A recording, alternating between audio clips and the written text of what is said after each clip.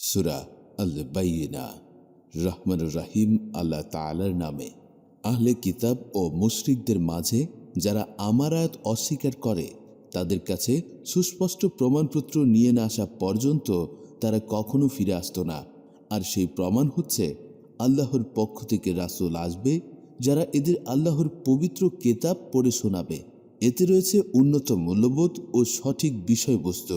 আগের কিতাবধারী লোকেরা তাদের সুস্পষ্ট প্রমাণ এসে যাওয়ার পরও বিভেদ এবং অনৈক্যে নিমজ্জিত হয়ে পড়েছে, অথচ এদের এছাড়া আর কিছুই আদেশ দেওয়া হয়নি যে তারা আল্লাহর জন্যেই নিজেদের দিন ও ইবাদত নিবেদিত করে নেবে এবং নামাজ প্রতিষ্ঠা করবে, জাকাত দান করবে, কেননা এ হচ্ছে সঠিক জীবন বিধান।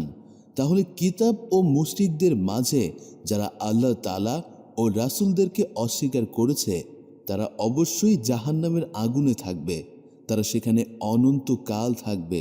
এ লোকগুলোই হচ্ছে নিকৃষ্টতম। অন্যদিকে যারা ঈমান এনেছে এবং ভালো কাজ করেছে তারা হচ্ছে সৃষ্টিকুলের মধ্যে সর্বোৎকৃষ্ট। তাদের জন্য তাদের মালিকের কাছে পুরস্কার রয়েছে এমন এক জান্নাত যার তলদেশে প্রবাহিত থাকবে ঝর্ণাধারা। এরা সেখানে অনন্তকাল ধরে অবস্থান করবে। আল্লাহ তাআলা তাদের উপর সন্তুষ্ট হবেন, তারাও আল্লাহর উপর সন্তুষ্ট হবে। মূলত এ হচ্ছে সে ব্যক্তির পুরস্কার যে তার মালিককে ভয় করেছে।